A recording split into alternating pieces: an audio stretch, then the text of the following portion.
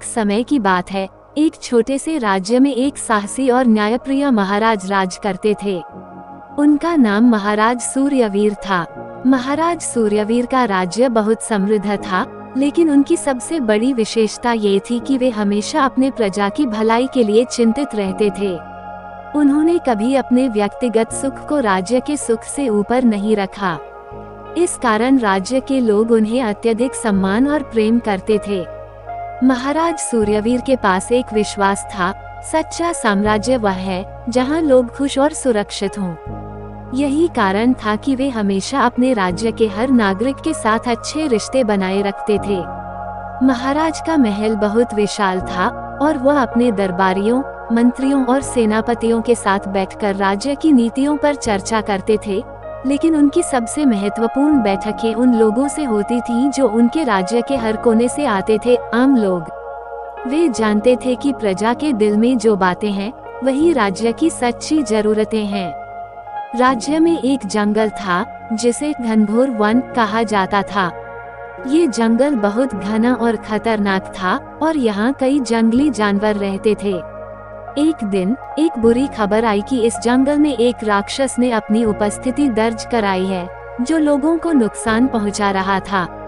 ये खबर सुनते ही महाराज सूर्यवीर ने तुरंत एक योजना बनाई। उन्होंने अपने सबसे अच्छे सैनिकों को तैयार किया और जंगल की ओर बढ़ने का आदेश दिया।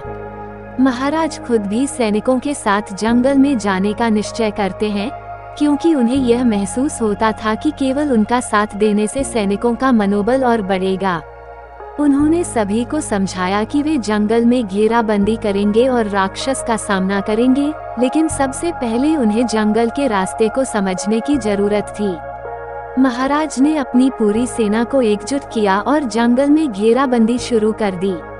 अभी तक राक्षस ने किसी को न तो पूरी तरह से नुकसान पहुंचाया था और न ही कभी किसी का सामना किया था। जब सैनिक राक्षस के पास पहुंचे तो उन्होंने देखा कि वो केवल अपनी उपस्थिति से डर फैलाता था। वो एक विशाल आकार का था, लेकिन उसकी आंखों में डर और अनहोनी के संकेत थे। महाराज सूर्यवीर ने महसूस किया कि यह राक्षस कोई असली राक्षस नहीं था, बल्कि यह एक आम आदमी था जो किसी कारणवश राक्षस जैसा बन गया था। महाराज ने उसे देखा और धीरे से उससे बात करने का फैसला किया। उन्होंने कहा, तुम डर से बाहर आओ, हम तुम्हारे साथ हैं। हम तुम्हें नुकसान नहीं पहुंचाना चाहते। बताओ, तुम्हारे साथ क्या हुआ था जो तुम इस स्थिति में आ गए हो? राक्षस ने धीरे धीरे अपनी कहानी सुनाई। वो एक गरीब व्यक्ति था जिसे उसके गांव वालों ने अन्यायपूर्ण तरीके से बाहर निकाल दिया था। उसकी पत्नी और बच्चों को मार दिया गया था और उसे अकेला छोड़ दिया गया था। उसने अपनी पीड़ा को कड़ी मेहनत और शक्ति के रूप में बदल लिया और उसके शरीर में राक्षस जैसी ताकत आ गई।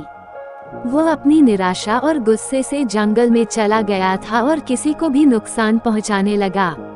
महाराज सूर्यवीर ने उसकी कहानी को सुना और उसे दिल से समझा।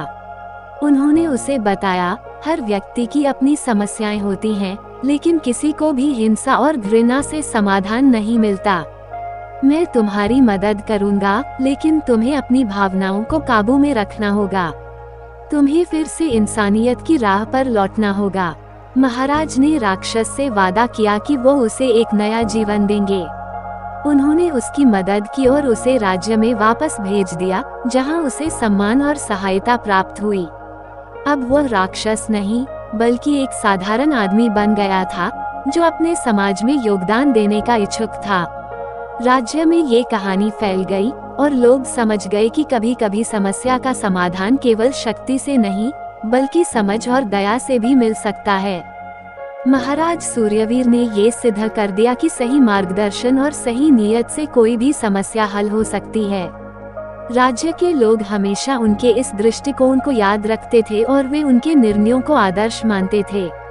महाराज सूर्यवीर ने अपने जीवन में ये सिद्ध किया कि सिर्फ राजा बनने से कोई बड़ा नहीं बनता, बल्कि प्रजा के दिलों में जगह बनाने से ही असली महाराज बनता है।